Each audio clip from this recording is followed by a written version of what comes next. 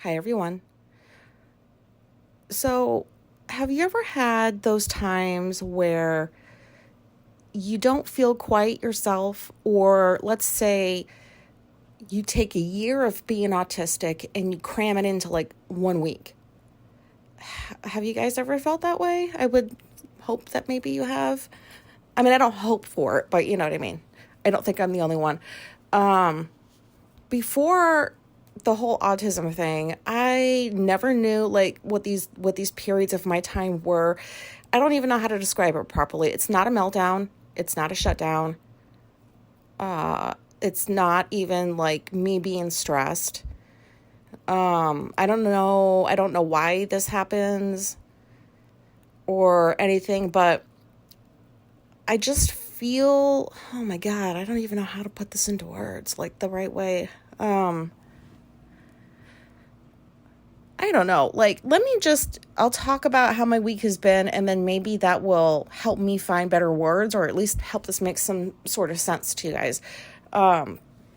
So I'm definitely autistic with a capital A, and I guess that's what these kinds of times feel like for me. Well, I guess they will now, because this is the first time I've had that I'm like aware of, well, this is me being autistic, hardcore, I guess. I don't know. I don't know. I don't want to use the word crazy, but when I would feel this way in the past, I would feel like, what is wrong with me? Do I need to be on more meds or do I need to be on not on the meds that I'm on? Like, I don't know. It's like you feel like yourself, but you're not yourself. Like there's 10 of me, just 10 different versions of me in the span of like an hour. Lots of autistic thoughts. And now that I have like this new autistic lens to view this issue through, I don't know that it's an issue, but I think I don't even know that I'm making that much sense. But you know what? I've tried. This is like my 6th time, and I haven't been able to make it past 2 minutes because I don't know how to explain this properly. So I'm just going to keep recording and hope that, maybe you guys stick around and I'll make more sense. So I'll just talk about like what's been going on. And hopefully this will make sense and it ties into it. But anyways, so the whole ramen thing, I have had ramen twice since that episode. And I did tell Alicia. Did I tell Alicia before or after that episode? No, it was after.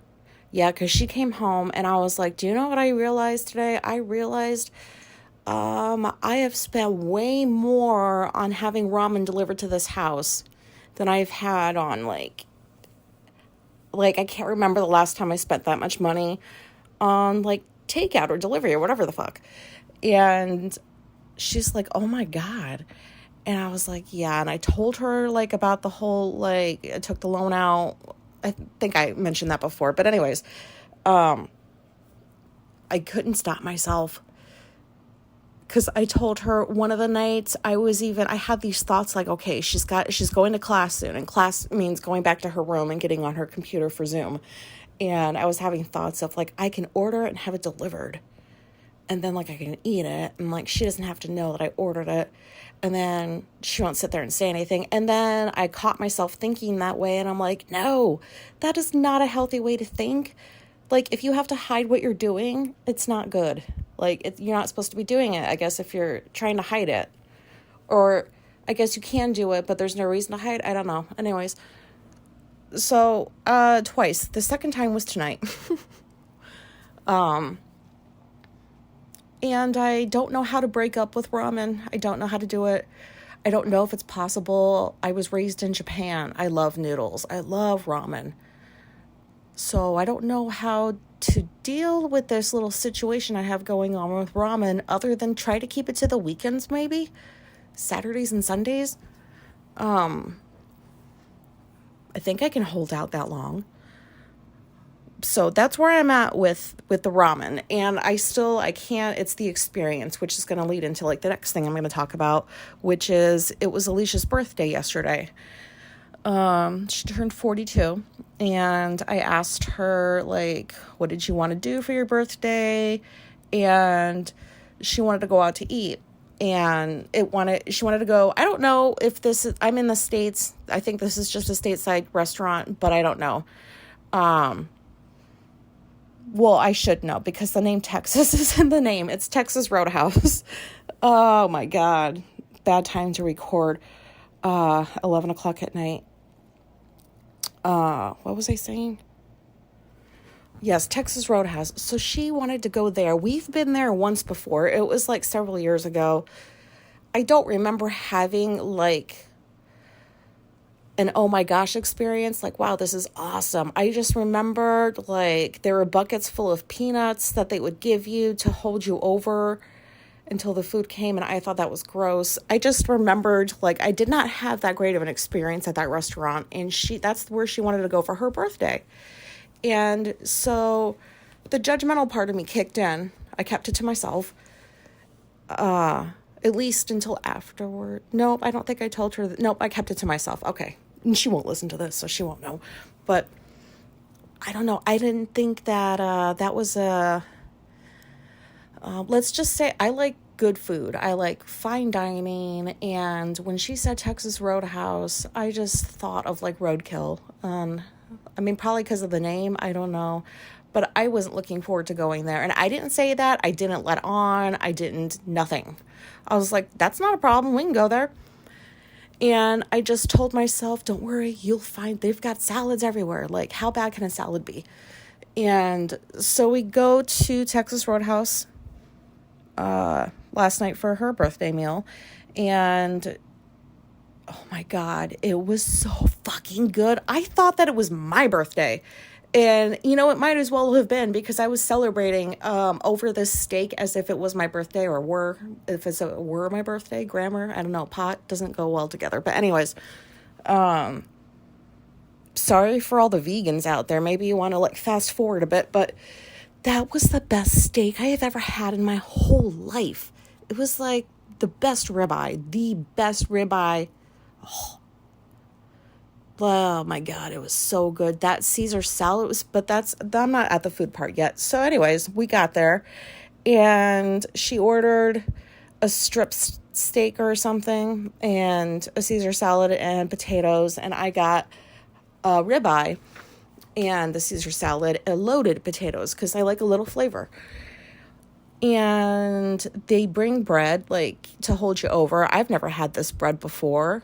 It tasted so good. It was like sweet bread. And there was a cinnamon kind of butter that you dunk it in. It was fucking delicious. I have never had bread like that before. And this is at a place called Texas Roadhouse.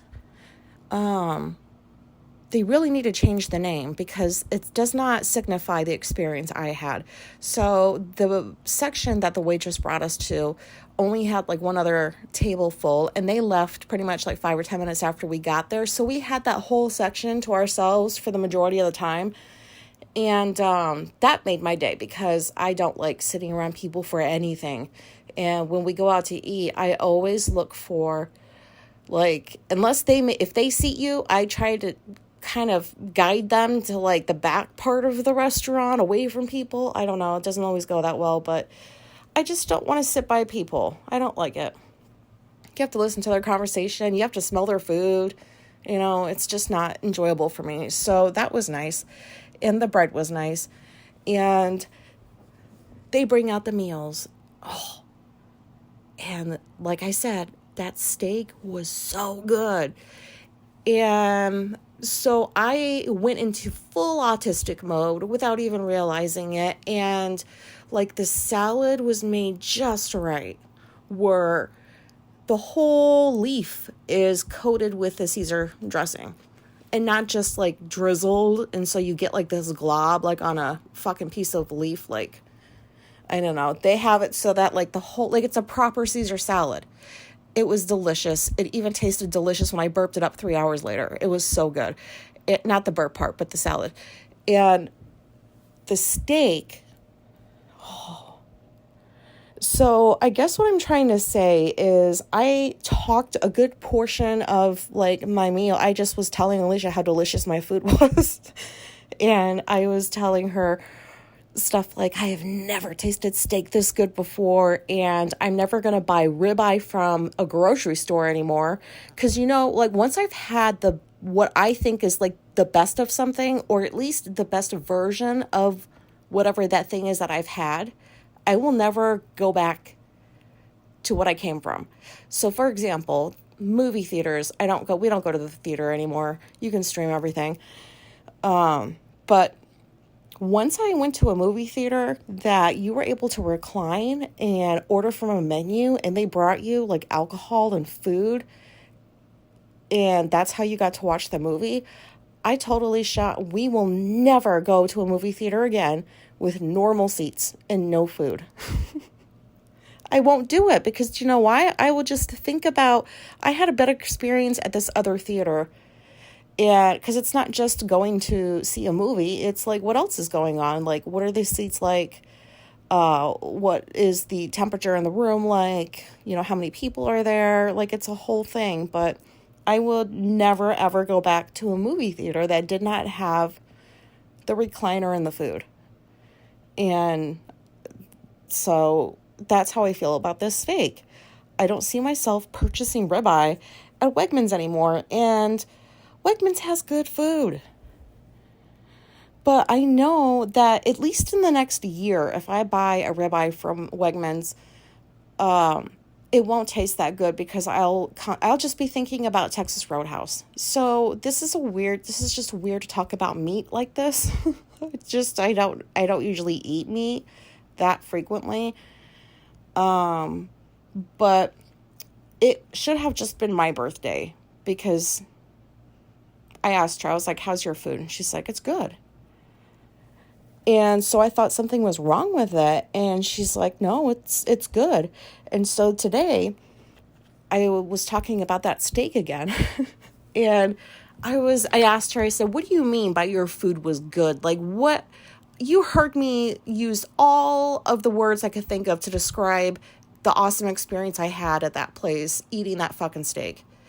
What does good mean? And so she gave me like some words that indicated she had like a really, really good experience as well. But she just kind of kept it inside. And she's just one of those people that like she doesn't outwardly express a whole lot. And so that's difficult sometimes because I can't read things properly, like if she keeps them inside. But so it just floors me that somebody could be eating the same kind of meal as me and not have that experience. I know that we're different people, like everybody's different, but if I am feeling this way about something and somebody else is doing the same thing as me and they're not feeling the same thing on my level, I think that's weird.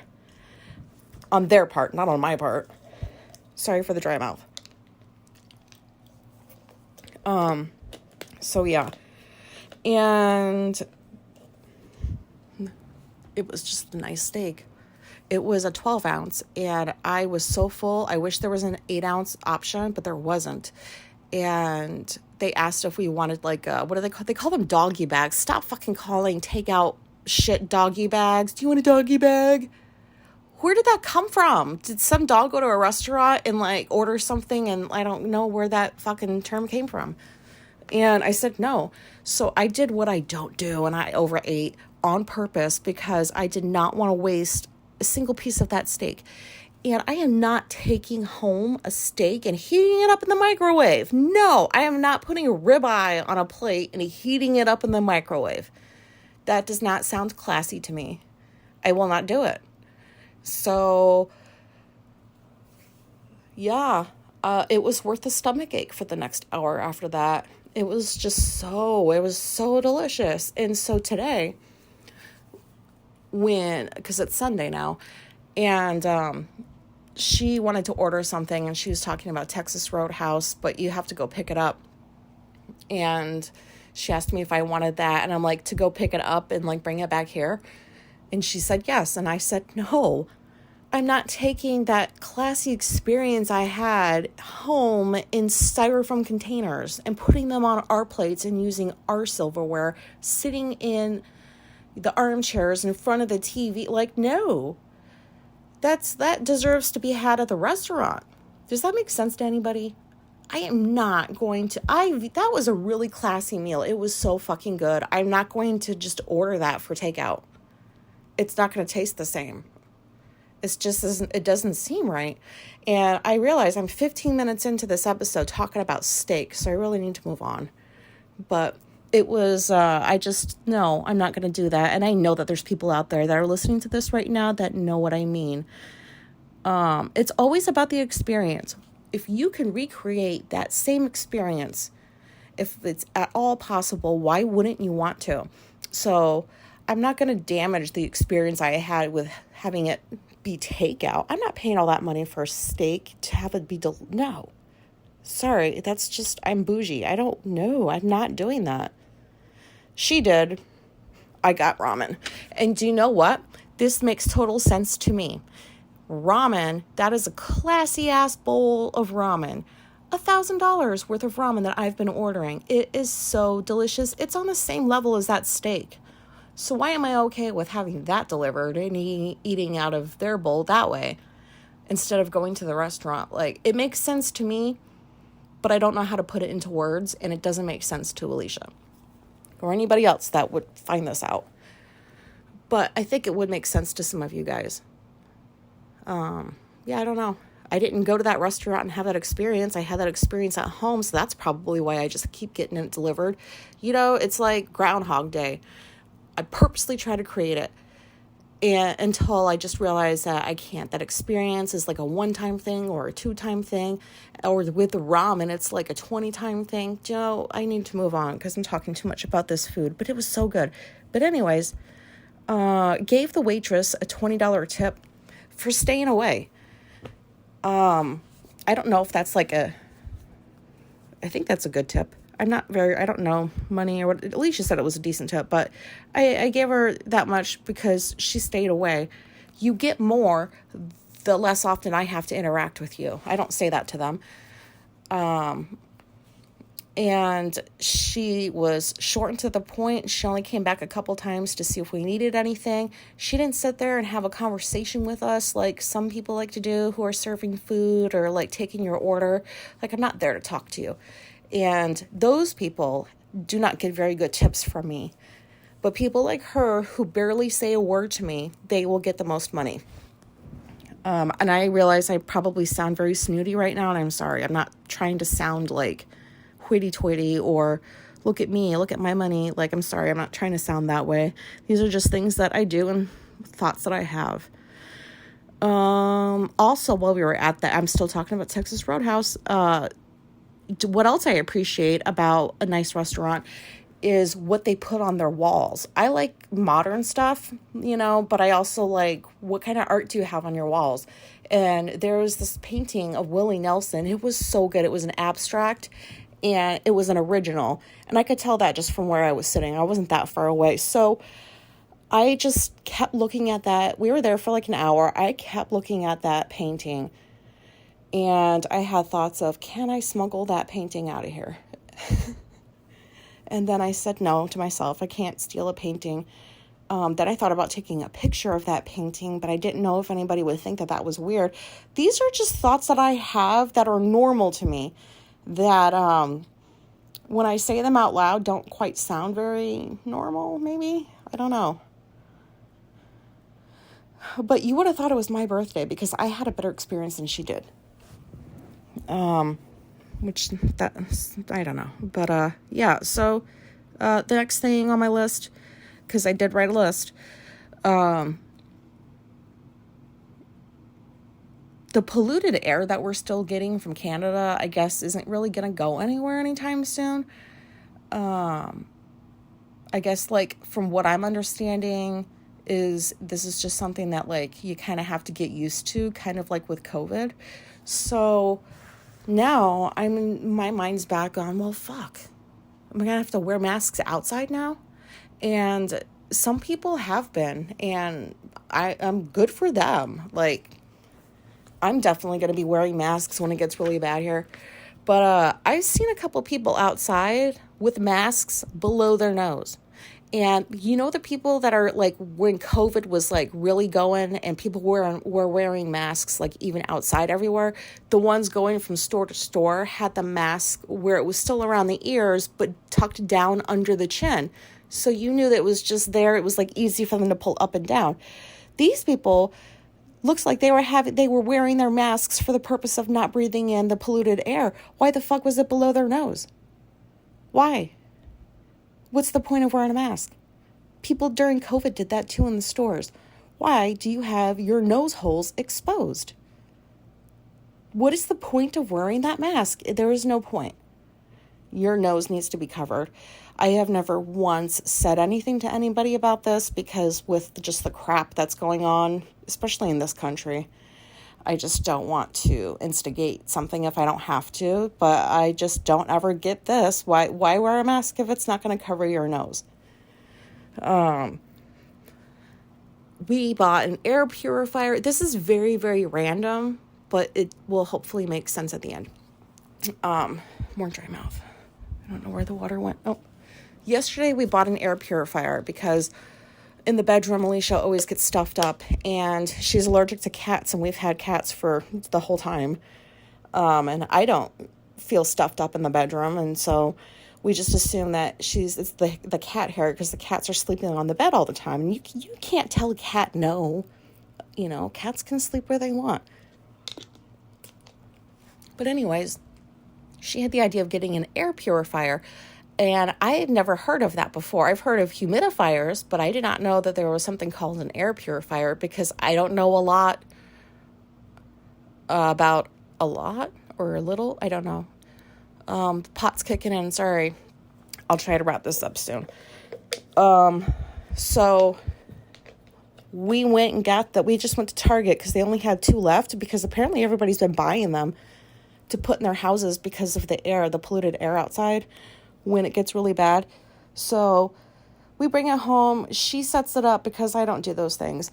And after a couple of hours, we go into like the bedroom, or maybe it was just half an hour. Yeah, it was only a half hour. We went into the bedroom and it smelled so clean. And I could not believe the difference in the air.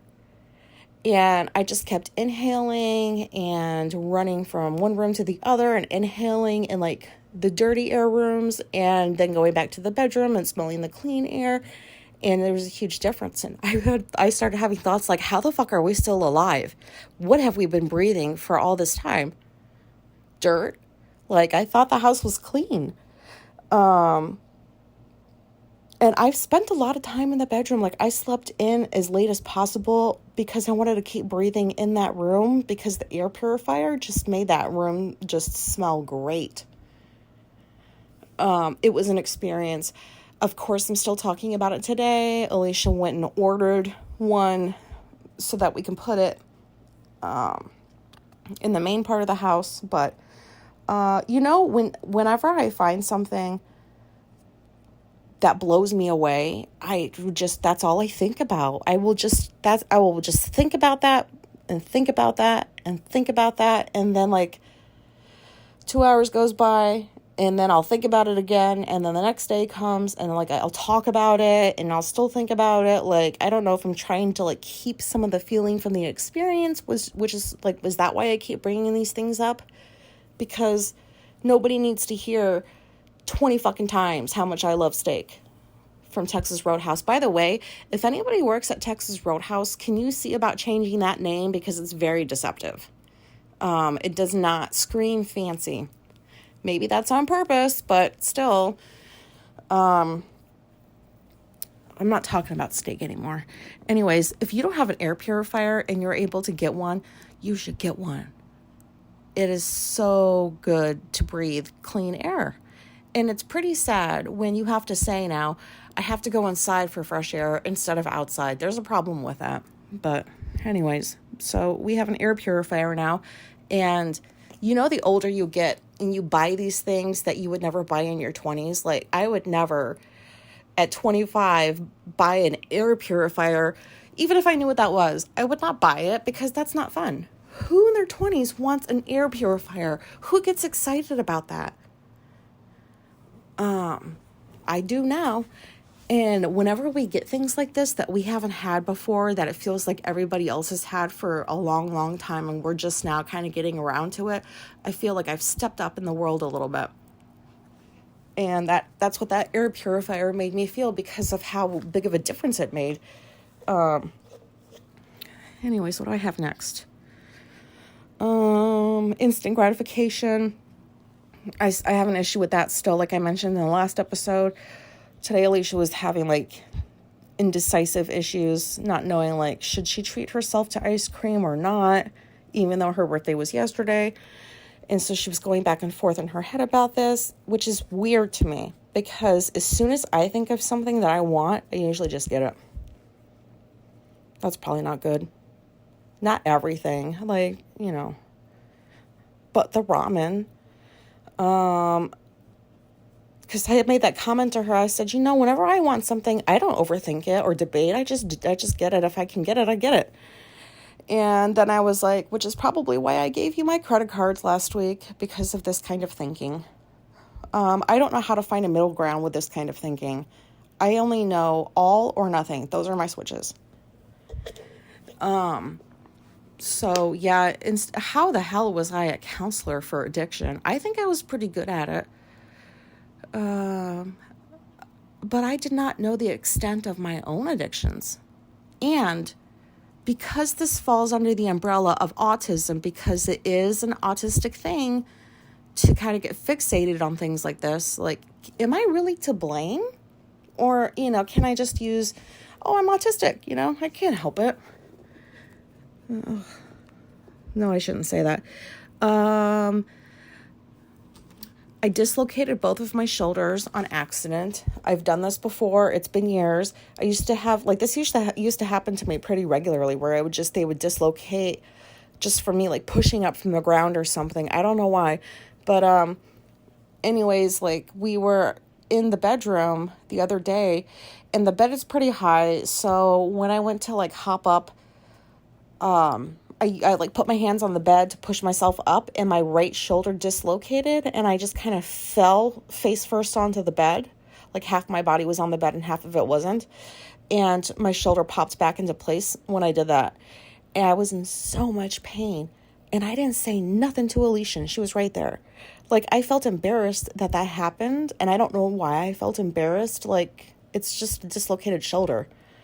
And so I didn't say anything to her, and we were just chatting about nonsense, and I never brought it up, and I just sat there in pain, and I wondered, why am I hiding the fact that I just dislocated my shoulder? And so then the day after, I told her what had happened, and I felt better about myself, because she goes, you need to go to a doctor. That's not normal. And it is, plenty of people dislocate their shoulders and can pop them right back in. That happened. That's regular, right? That's not a weird thing. And so I just laughed at her, and I was like, that's funny that you think, why am I talking about this? Oh my God, that hurt like shit, man. And you know what? When you're in pain, don't hide it. I don't know why I did that. And when I told her that I was embarrassed that I dislocated my shoulder, she didn't understand why I was embarrassed. And I don't understand it either. I don't know why. Does this go back to the whole, when I was sick, I'm embarrassed to be sick? Does it apply to injuries now? And speaking of injuries, this whole dyspraxia shit, I have this huge bruise on my left calf. It's so big. It's like a new bruise, because it's yellow and purple. And it's so big that I should have felt whatever it was that I bumped into. And I have no idea what I bumped into. So does dyspraxia make you not feel things? Or is it because we bump into things so frequently that it just doesn't really hurt us anymore? And if you don't know what dyspraxia is, I just want to just a little reminder, this is not an educational podcast, because I can barely talk and explain shit myself. So go look it up. But dyspraxia, I think, is when you don't have good coordination and you bump into shit. And I've been like that ever since I was a kid, but I don't know how the hell I get these huge bruises. so big that I should have felt whatever it was that I slammed into. And speaking of which, I walked into the bookcase yesterday in our library, and I walked right into it. I was looking back at one of the cats, then I looked forward, just face first into this bookcase, and I hit the bookcase and I called it a fucker. Like, you fucker. I really need to curb my swearing. Sorry. I've had like a couple of emails about people like, oh, you swear too much. Sorry about that. Hopefully I'll curb that soon. But yeah, so the bookcase attacked me. So does anybody know like this whole dyspraxia stuff? I guess I could go read more about it. I'll do that later. My new obsession is Minsky cats. Mince cats? Munchkin cats? Minsky munchkin cats? I don't know. If you're a cat person, maybe you know like what I'm talking about. But my therapist has this breed, and she brings her cats to the office. I think I've talked about it before, and I want one because all they want to do is love you. They want to lay on your lap. They're quiet. They're small. And they want to be near you. Like, they want to be near you. And, like, our cats want to be near us, too. But, like, this one's so tiny and so cute. And, you know, Alicia's looking up pictures of them. I was, like, reading info about them yesterday. I was imagining my life with a Minsky cat. But I don't even think I can say the breed's name the right way. So, do I deserve to have a Minsky cat? And, anyways, here's some autistic thoughts that I've been having. That's right. I just jumped from that subject into this one. So 4th of July, the first thought that I had wasn't, oh, a holiday to celebrate America's independence. No, the first thought I had was, hallelujah, half of the neighborhood is going to be away at camp, and it's going to be so peaceful for a few days. And it is peaceful. And that is why I like holidays, because most people go somewhere else. The for sale sign next door came down last week, and I am really wanting to know who bought that house. And I'm really hoping, no offense to parents out there, I'm just really hoping there's no little kids. Yeah, because there's no kids on the street. And kids are loud, and they're just loud, and no thank you. So yeah, that's going to be interesting to see. And, you know, it really shouldn't matter to me. Anybody can live in that house that they want to. Like, why do I care? But I do. And you know why, because I'm autistic. Somebody cut in front of me when I was in the car the other day. You know those people, like, you're going down the road. They're coming off of a side street. They really cannot, they shouldn't be coming out and cutting in front of you to go down that road. They should wait for you to pass. But, like, for whatever reason, people can't wait that extra 3 seconds until you pass before they turn.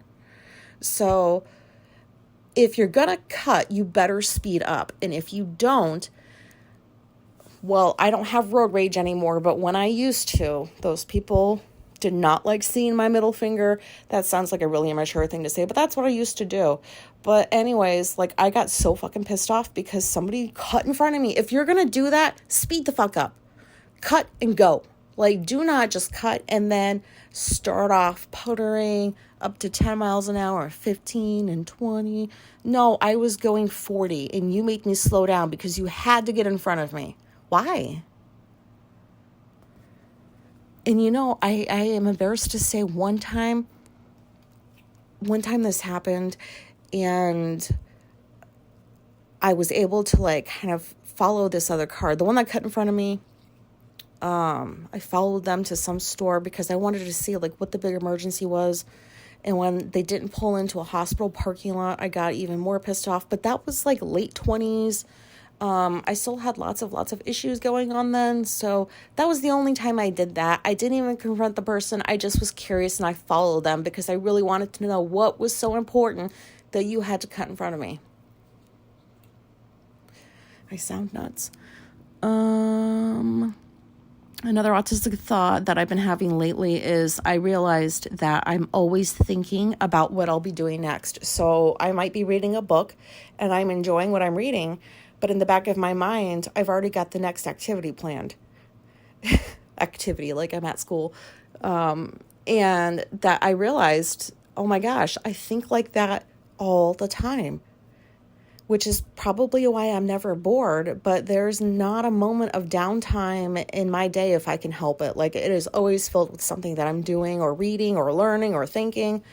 And I just realized that I plan everything in the back of my mind while I'm doing something else. I don't just stop that thing and then think about it, which, do most people think like that? I don't know. And then the last, I think this is Autistic because Tegan and Sarah, as you know, is my favorite band. And they came out with this book. It's a graphic novel called Junior High. And I just got around to buying it like a couple of days ago. Even it just came out, but I didn't pre-order like I did their last book about high school because I don't really care too much about graphic novels. I don't really like to look at pictures when I'm reading. But I bought it because I will read it once because it's from them. And it came in the mail and I looked at it and it's still sitting on my shelf. I haven't even opened it yet. And then I sat there wondering, what is the status of being a Tegan and Sarah? Hi, honey. Being a Tegan and Sarah groupie. Like, am I a true groupie? And also, is a groupie only a groupie if they follow a band? Like, in person? Can you be a groupie from a distance? I don't know, like, how that term works, but I questioned, like, am I really, like, a really good fan of theirs if I can't even read something that they spent a long time creating? And I had thoughts of, like, no, I can't go into all those thoughts. I gotta end this episode. So I guess the point of this episode was, after 100 episodes of my podcast, I am as autistic as I was when I started, even more so now with all the awareness that I have with a year of knowing this about myself. And so this week has been, if this sounded like an up and down episode, that's kind of what this week felt like for me this past week. Like, I'm sitting there and I'm watching TV and then I'm like, oh, what's that noise? Go look out the window at that noise. And then it's like, look, a squirrel, like I caught myself watching a bunny rabbit in our backyard from the window for like 15 minutes. I don't think that's weird, but I didn't realize I had been standing for 15 minutes watching a bunny live their life in my backyard. And so when stuff like that starts happening, like, I don't know what is going on with my mind. It's just going a million miles an hour, but I don't feel stressed. I don't feel overwhelmed. I don't feel like, meltdown, none of that. I just feel like all of these different people are inside of me, like these different versions of myself, all want to come out at the same time. And that's the best way I can describe it. I'm really sorry if, like, you made it all the way to the end of this episode and you're like, that's all you came up with? That's it? Well, that's normal. Everybody has that. Well, if that's the case, I'm sorry. I'm sorry that at 38 minutes, you'll never get these 38 minutes back. But I'm going to end this because the pot really kicked in and I don't like, I'm not promoting marijuana. But if you can relate to this episode, please let me know. If you didn't like it, please don't let me know. Okay, thanks. Bye.